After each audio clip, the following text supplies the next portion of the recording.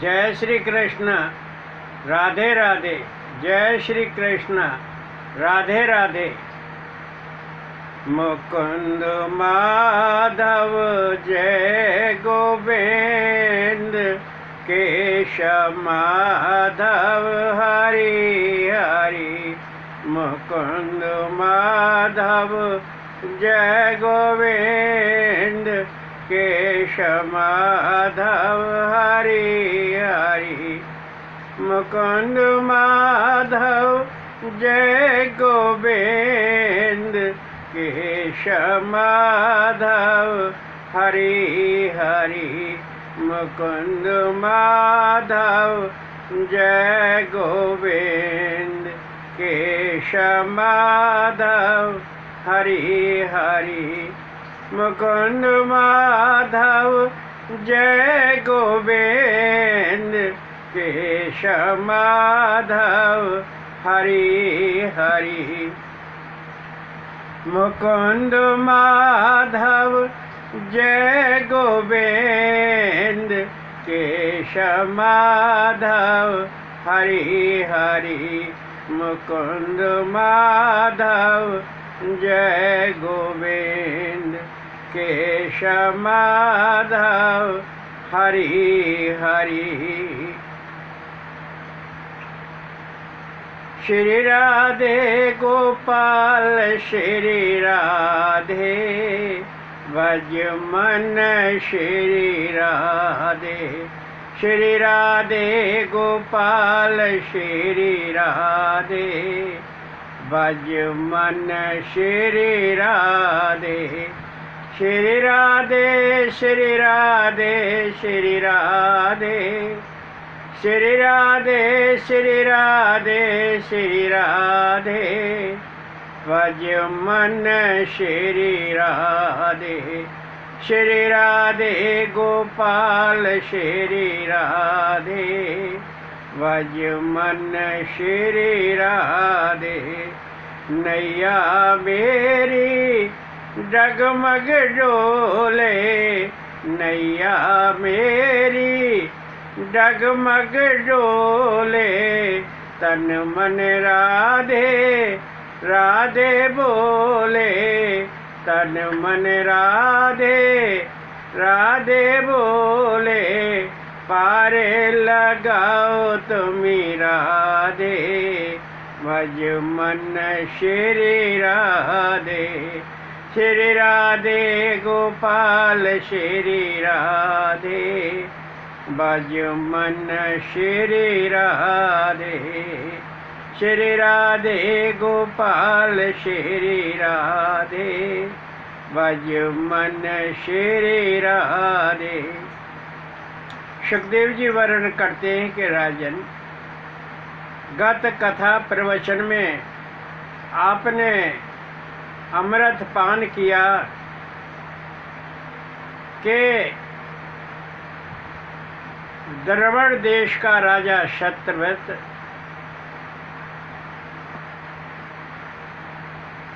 जो पुनर्जन्म में श्राद्ध मनु बना और 7वें मनवंतर में मनु पद पर सुशोभित हुआ। मत्स्य अवतार और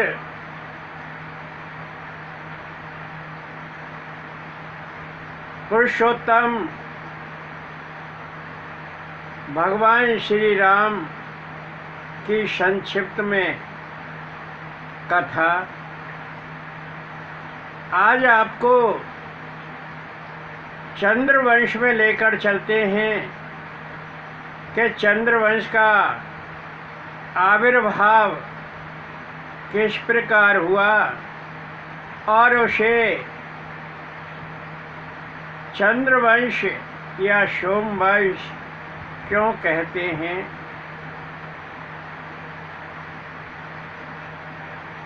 भगवान श्री राम ने सूर्यवंश में अवतार धारण किया और मर्यादा का पालन किया, और भगवान श्री वासुदेव ने चंद्रवंश में अवतार धारण किया और माया से परे लीलाएं की, स्वच्छंद लीलाएं की।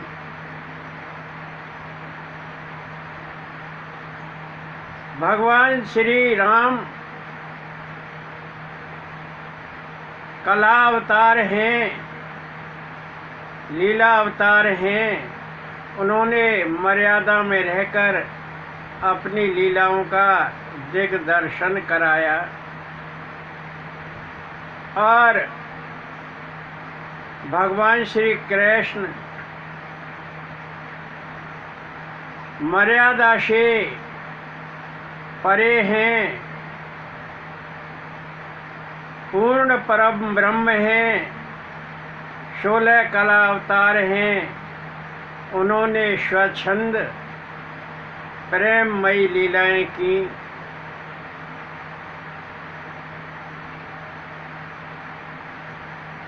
राजा परीक्षित ने पूछा कि ब्राह्मण, इस वंश को चंद्रवंश क्यों कहते हैं और इस वंश में जो राजा हुए उनका सविस्तार श्रवण मुझे कराइए, मेरी बड़ी जिज्ञासा है। सुखदेव जी वर्णन करते हैं कि राजन, सोम का वेदों में बड़ा विस्तृत रूप से वर्णन किया है। सोम का शाब्दिक अर्थ क्या है?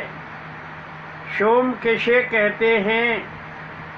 सोम का शाब्दिक अर्थ है उल्लास, सौम्यता, चंद्रमा। यह सब हमारी वैदिक संस्कृति में उपलब्ध है। ऋग्वेद के सोम मंडल में अर्थात सोम समुदाय में 114 सूक्त हैं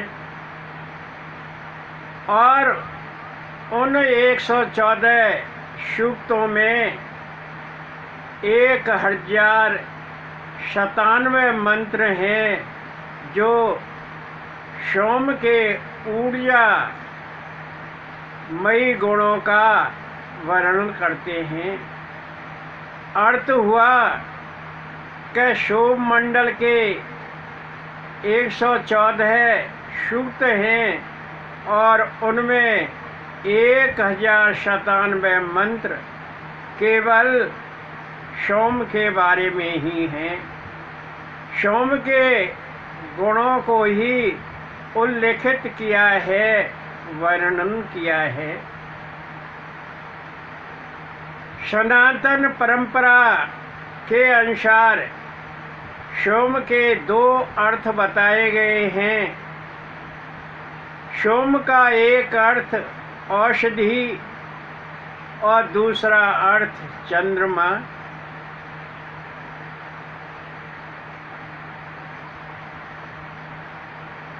औषधि बड़ी स्वादिष्ट कलेश निवारक होती है, विघ्न बाधाओं को दूर करती है, इस स्थूल देह को निरोग रखती है। चंद्रमा इस स्थूल देह को शीतलता प्रदान करता है, मन को शीतलता प्रदान करता है, शरीर रोमांचित हो उठता है और प्रसन्न चित्त रहता है। स्वादिष्टया मदिष्टया पवश्य सोम धारया इंद्रियाय पातवे शुत है। ऋग्वेद 9 एक एक सामवेद एक, इसका विस्तृत रूप से वर्णन किया गया है। कुछ विद्वान, कुछ वेदज्ञ, कुछ शास्त्रज्ञ सोम का अर्थ श्रम जनित आनंद बताते हैं कि जब जीव मनुष्य श्रम से थक जाता है तो सोम उसे शीतलता प्रदान करता है, आनंद प्रदान करता है। कुछ शास्त्रज्ञ, वेदज्ञ पंडितों ने, संत ऋषि मुनियों ने सोम को श्री कृष्ण भी बताया है कि सोम का अर्थ एक श्री कृष्ण भी है। श्री कृष्ण का अर्थ, श्री का अर्थ है ऐश्वर्य, वैभव, और कृष्ण का अर्थ है जो अपनी ओर आकर्षित कर ले, वह कृष्ण है। कृष कर ले, कृष कहते हैं खींचना,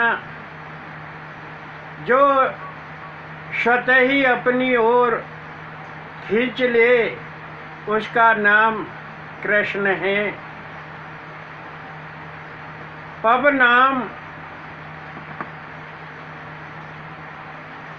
पवनाम कहते हैं अग्नि को, और पवनाम सोम का अर्थ है पवित्र करने वाला।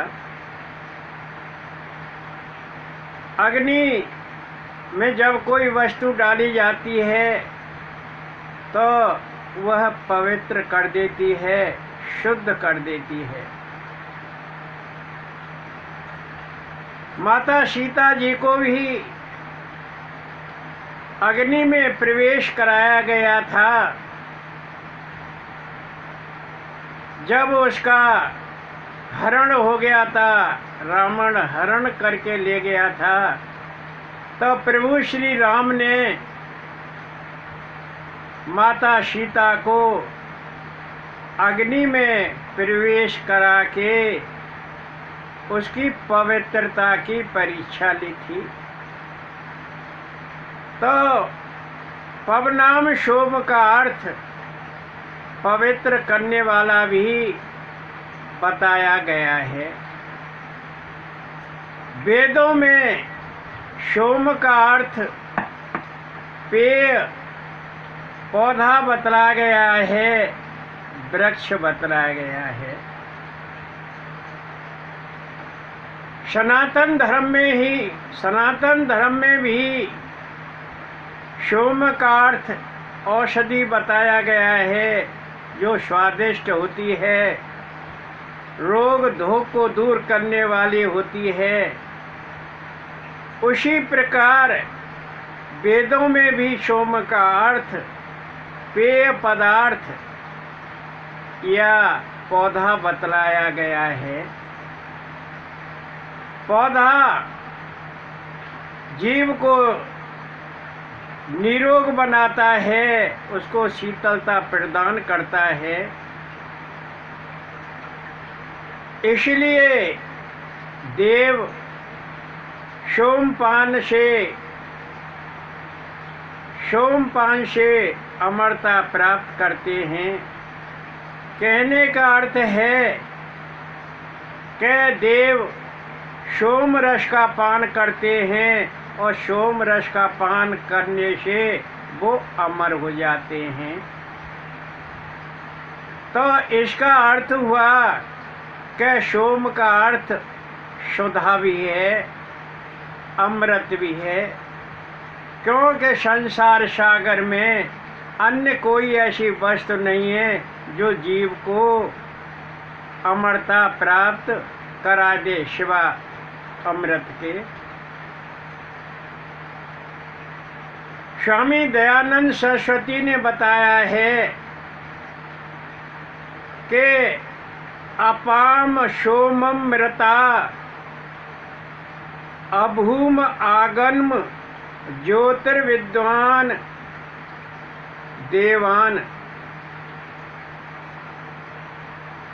इसका अर्थ है कि सोम का अर्थ अच्छा फल है, जो स्वादिष्ट फल प्रदान करता है, मीठा फल प्रदान करता है, शरीर को निरोग बनाता है, जिससे मनुष्य प्रसन्न हो जाता है, आह्लादित होता है, वह सोम का अर्थ है। सोम का अर्थ कभी भी मादक नहीं होता है,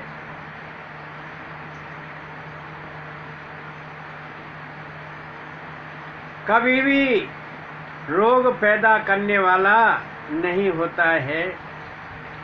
दयानंद सरस्वती ने अपाम का अर्थ बताया है कि हम तुम्हारा पान करते हैं। अपाम का अर्थ है कि हम तुम्हारा पान करते हैं। किसका पान करते हैं? तुम्हारा। तुम्हारा किसका? सोम का। तो सोम का पान करते हैं, इसका अर्थ हुआ कि वह सोम सुधामय है, स्वादिष्ट है, रोग निवारक है। हमारे मन को अच्छा लगता है, इसलिए तो उसका पान करते हैं। और अमृता अभूवम का अर्थ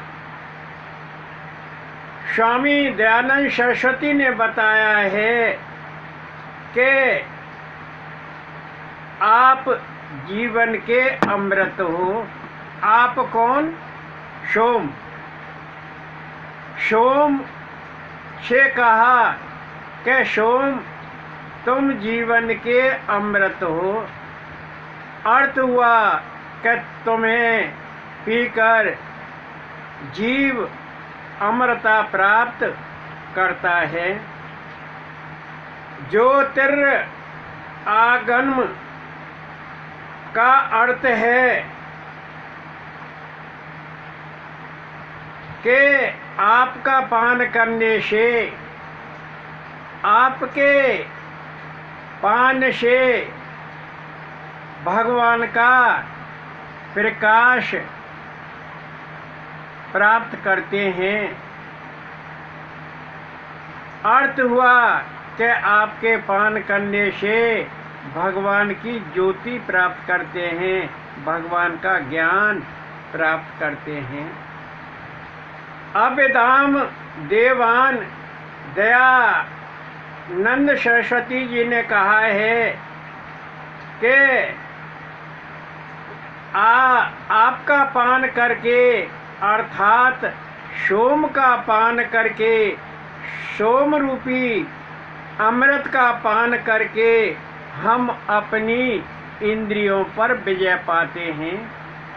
इंद्रियों पर विजय कैसे पाते हैं? कि हम अपनी इंद्रियों को अपने वश में कर लेते हैं, अपने नियंत्रण में कर लेते हैं, अपने वश में कर लेते हैं, और हम शास्त्र विहित कर्म करते हैं। जब तक हमारी इंद्रियां हमारे नियंत्रण में नहीं होंगी, हमारे वश में नहीं होंगी, तो हम शास्त्र विहित करने में असमर्थ रहते हैं। साधु संत महात्मा ऋषि मुनि तभी भगवान का ध्यान, अर्चन, पूजा, भजन, संकीर्तन, श्रवण कराना या करना तभी कर पाते हैं जब वो अपनी इंद्रियों को वश में कर लेते हैं। जब तक जीव अपनी इंद्रियों को वश में नहीं करता है, तब तक जीव को श्रद्धा प्राप्त नहीं होती है, और श्रद्धा प्राप्त नहीं होती है तो उसे भक्ति भी प्राप्त नहीं होती है। श्रद्धा और भक्ति दोनों के संयोग से ज्ञान प्राप्त होता है। जब तक जीव की देह में, जीव के मन में, जीव के अंतः में जब तक श्रद्धा जागृत नहीं होगी भगवान के प्रति, तो उसे भक्ति प्राप्त नहीं होगी। और जब श्रद्धा और भक्ति का संसर्ग नहीं होगा तब तक ज्ञान प्राप्त नहीं होगा। सोम रस किसे कहते हैं? जिसका देवता पान करते हैं। सोम का अर्थ आपको विभिन्न प्रकार से बताया, और रस तो एक पेय पदार्थ है। अर्थ हुआ कि सोम रस को सुधा रस कहते हैं। सोम का अर्थ सुधा, अमृत और रस पेय पदार्थ। तो सोम रस का अर्थ सुधा रस हुआ, और सोम का अर्थ सुधाकर चंद्रमा हुआ। सोम का अर्थ सुधाकर अर्थात चंद्रमा हुआ। हरि शरणम हरि शरणम हरि शरणम हरि शरणम हरि शरणम हरि शरणम हरि शरणम हरि हरि हरि शरणम हरि शरणम हरि शरणम हरि हरि हरि शरणम हरि शरणम हरि शरणम हरि हरि हरि शरणम हरि शरणम हरि शरणम हरि हरि हरि शरणम हरि शरणम हरि शरणम हरि हरि हरि शरणम हरि शरणम हरि शरणम हरि हरि हरि शरणम हरि शरणम हरि शरणम हरि हरि। सुखदेव जी वर्णन करते हैं कि राजन, आपने प्रश्न किया कि यह चंद्रवंश क्यों कहलाता है, और चंद्रवंश में कौन कौन राजा हुए, उन सब का सविस्तार वर्णन कीजिए। चंद्रवंश में ही भगवान श्री कृष्ण का आविर्भाव हुआ। सुखदेव जी वर्णन करते कि राजन, परम ब्रह्म की नाभि से ब्रह्मा प्रकट हुए। ब्रह्म से प्रकट होने के कारण ब्रह्मा जी ब्रह्मा कहलाए, और ब्रह्मा के नेत्रों से अत्रि का प्राकट्य हुआ। सुखदेव जी वर्णन करते हैं कि राजन,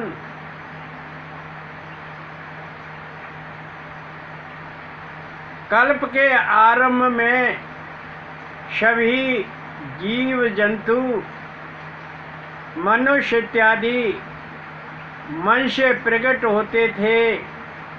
मैथुन धर्म नहीं था। स्त्री पुरुष के संसर्ग द्वारा किसी जीव जंतु का आविर्भाव नहीं होता था, सभी का आविर्भाव मनुष्य होता था। सुखदेव जी वर्णन करते हैं कि राजन, अत्रि की पत्नी अनुसैया है और अनुसैया से शोभ का प्राकट्य हुआ। सुखदेव जी वर्णन करते हैं कि राजन, एक बार महर्षि अत्रि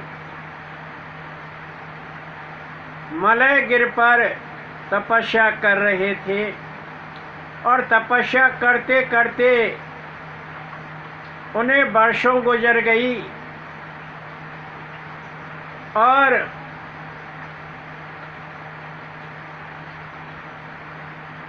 अत्रि जी ने ब्रह्मा, विष्णु और शिव का आह्वान किया और ब्रह्मा, शिव और विष्णु उनके सामने साक्षात प्रकट हुए। ब्रह्मा, विष्णु और महेश ने महर्षि अत्रि से कहा कि हम आपसे बड़े प्रसन्न हैं, आपने हमारा आह्वान किया है, आपके 3 पुत्र होंगे, वो हमारे अंश रूप होंगे। हमारे अंश रूप आपके 3 पुत्र होंगे। तो उन तीनों के आशीर्वाद से अत्रि के आंगन में ब्रह्मा अंश रूप में चंद्रमा प्रकट हुआ और विष्णु अंश रूप में दत्तात्रेय प्रकट हुए और महादेव के अंश रूप में दुर्वासा ऋषि प्रकट हुए। सुखदेव जी वर्णन करते हैं कि राजन, सोम को तीनों लोकों का अधिपति नियुक्त कर दिया और सोम ने एक राजसूय यज्ञ कराया जो निर्विघ्न हुआ। बिना किसी विघ्न बाधा के सोम का राजसूय यज्ञ संपन्न हुआ। सुखदेव जी वर्णन करते हैं कि राजन, सोम के द्वारा तारा से बुद्ध नामक पुत्र उत्पन्न हुआ, यानी सोम का पुत्र हुआ बुद्ध। और बुद्ध की पत्नी का नाम इला, जो श्राद्ध मनु की पुत्री थी, विवस्वान की पौत्री थी। और बुद्ध द्वारा इला ने एक पुत्र को जन्म दिया जो पुरुरवा कहलाया। और पुरुरवा की पत्नी उर्वशी अप्सरा थी जो इंद्र की अप्सरा थी। एक बार देवर्ष नारद जी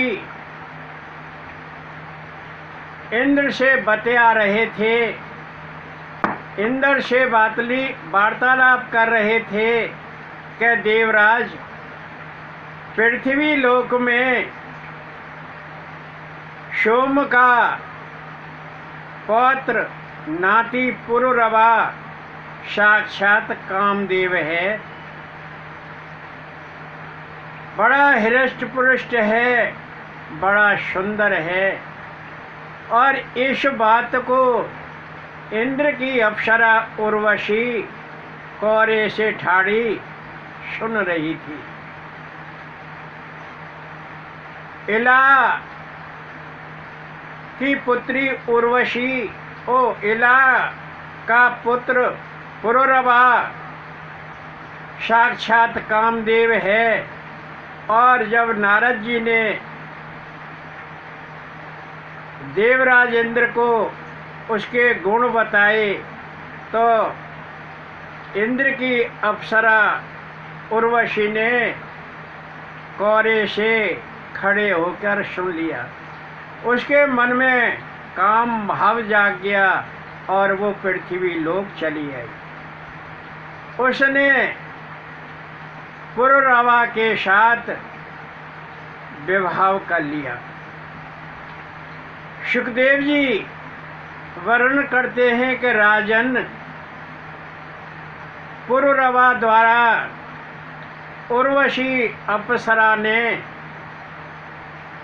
6 पुत्रों को जन्म दिया।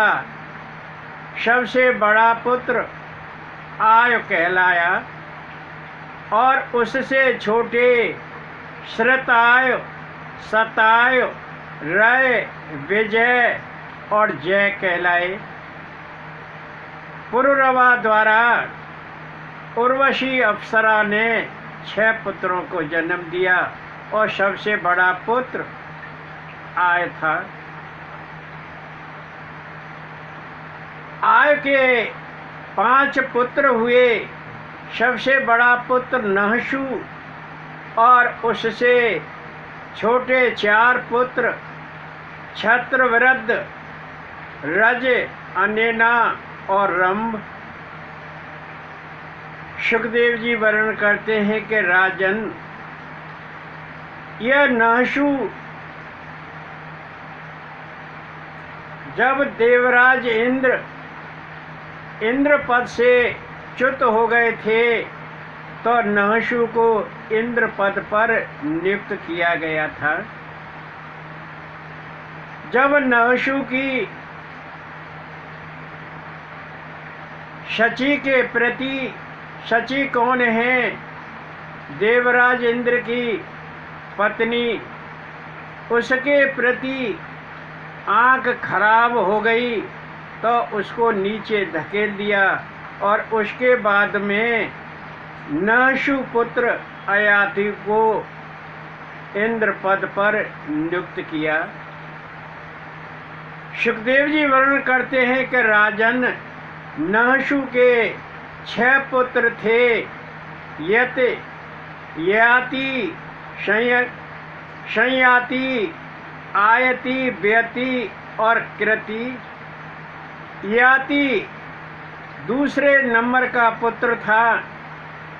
यति भगवान के ध्यान में रत रहा और याति का विभाव देवयानी के साथ हुआ। ये देवयानी कौन थी? स्वयंभव मनु के पुत्र प्रियव्रत की पत्नी बहिष्मति, और बहिष्मति ने 10 पुत्रों को जन्म दिया और 1 पुत्री को जन्म दिया। एक पुत्री जिसको जन्म दिया वह ऊर्जस्वती कहलाई, जो दैत्य गुरु शुक्राचार्य को ब्याही थी। प्रियव्रत की पुत्री ऊर्जस्वती अर्थात स्वयंभव मनु की नातनी दैत्य गुरु शुक्राचार्य को ब्याही थी और शुक्राचार्य द्वारा ऊर्जस्वती ने एक कन्या को जन्म दिया, वह देवयानी कहलाई। और देवयानी क्षत्रिय राजा ययाति को ब्याही गई। शुक्राचार्य ब्राह्मण और ययाति क्षत्रिय, तो ब्राह्मण कन्या क्षत्रिय को ब्याही गई जिसका नाम देवयानी था, और ययाति द्वारा देवयानी ने 2 पुत्रों को जन्म दिया, यदु और तुर्वशु। सुखदेव जी वर्णन करते हैं कि यदु से ही यदु वंश चला। यह वही यदु है जिससे यदु वंश चला। तो ये ययाति का पुत्र था, देवयानी का पुत्र था, और ययाति की एक दासी थी जिसका नाम शर्मिष्ठा था, जो विसर्पवा दैत्य की पुत्री थी। जब शुक्राचार्य दैत्य गुरु ने ययाति के संग अपनी पुत्री देवयानी का विवाह किया, तो तब ययाति को यह कठोर शब्दों में कहा था कि तू दासी से दूर रहना, दासी से कभी प्रेम मत करना। लेकिन दासी बड़ी सुंदर थी, रति के समान थी, और जब देवयानी के पुत्र हो गए यदु और तुर्वशु, तो दासी शर्मिष्ठा के अंत में उत्सुकता हुई कि मेरी गोद में भी ऐसे ही पुत्र खेलें, और उसने ययाति से विनय करी कि स्वामी, मेरी गोद में भी उसी तरह से पुत्र खेलें जैसे देवयानी के गोद में खेल रहे हैं। ययाति राजा शुक्राचार्य की बात को भूल गया, और वो बड़ी दिव्य थी, रति समान थी, अंग अंग कामना युक्त था, काम से युक्त था, उसके साथ संसर्गमय हो गया। सुखदेव जी वर्णन करते हैं कि दासी शर्मिष्ठा से 3 पुत्र हुए, द्रयु, अनु और पूर्व। सुखदेव जी वर्णन करते हैं कि राजन यदु का जैसे यदुवंश चला, 4 पुत्र हुए, सहस्रजित, क्रोष्टा, नल और रिपु।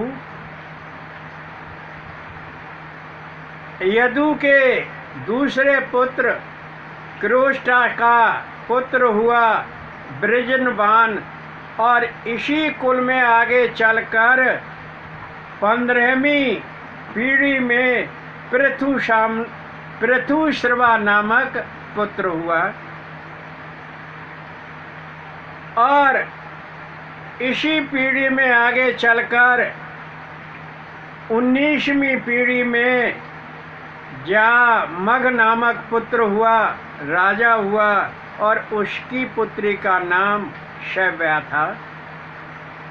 जामग का पुत्र विदर्भ हुआ, जिसने विदर्भ नगर बसाया, जो महाराष्ट्र में है।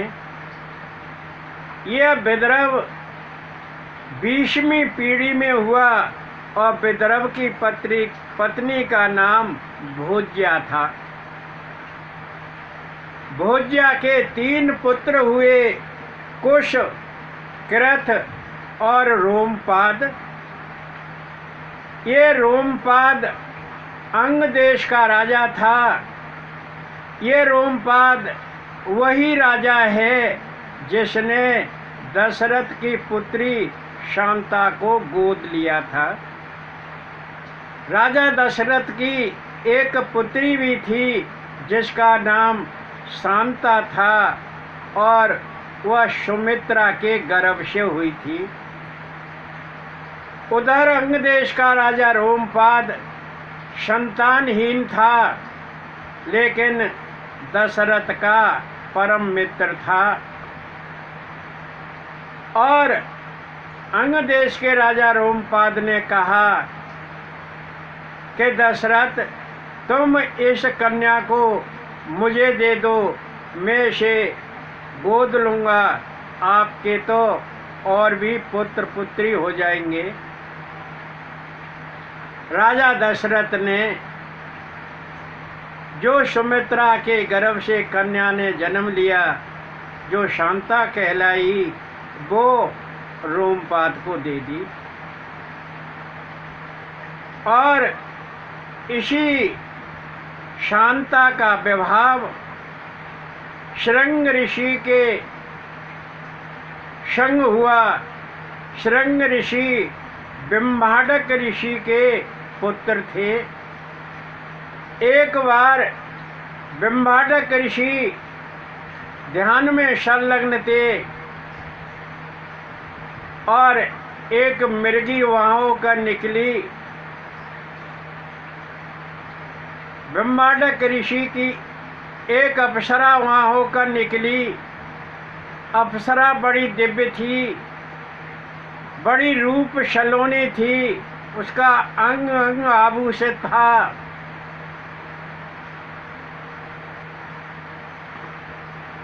काम युक्त थी, तरुण थी, युवा थी। बिम्बाडक ऋषि की समाधि टूटी और बिम्बाडक ऋषि ने उस अप्सरा को देखा और बिम्बाडक ऋषि का वीर स्खलित हो गया, एक घड़े में गिर गया।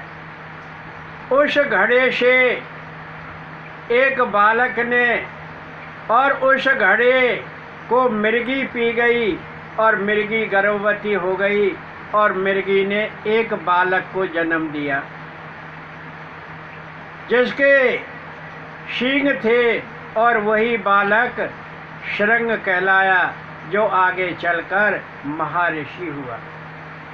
एक बार अंग देश में सूखा पड़ गया, लोग त्राह त्राह करने लगे, प्रजा त्राह त्राह करने लगी कि बारिश नहीं हुई, सूखा पड़ गया।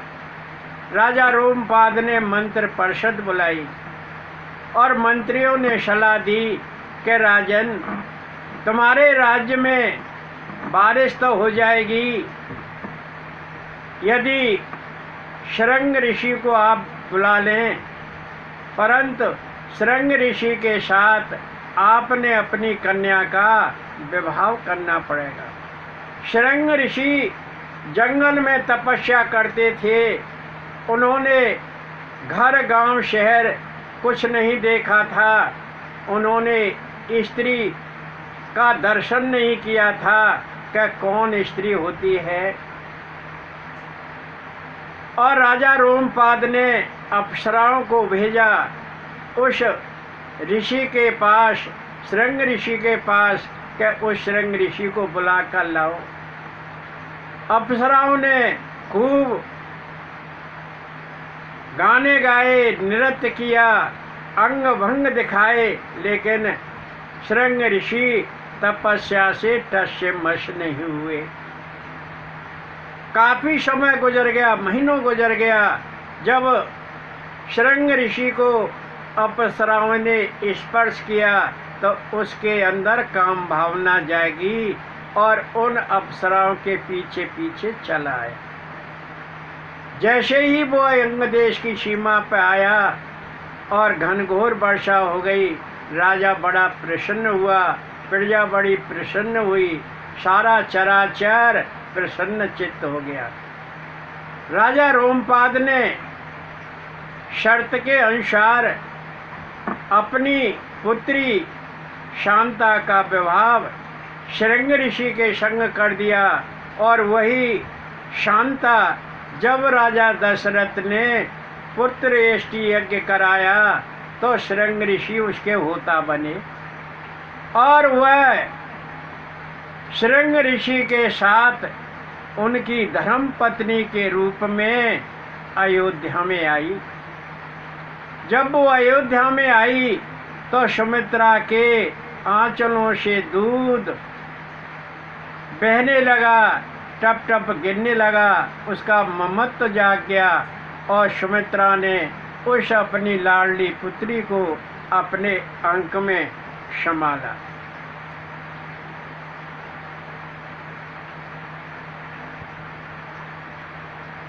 जय जय अभिराम, जय जय अभिराम, श्याम श्याम जय जय अभिराम, श्याम श्याम जय जय अभिराम, श्याम श्याम जय जय अभिराम, श्याम श्याम जय जय अभिराम, श्याम श्याम जय जय अभिराम, श्याम श्याम जय जय अभिराम, श्याम श्याम जय जय अभिराम, श्याम श्याम जय जय अभिराम, श्याम श्याम जय जय अभिराम, श्याम श्याम जय जय अभिराम, श्याम श्याम जय जय अभिराम, श्याम श्याम जय जय अभिराम, श्याम श्याम जय जय अभिराम, श्याम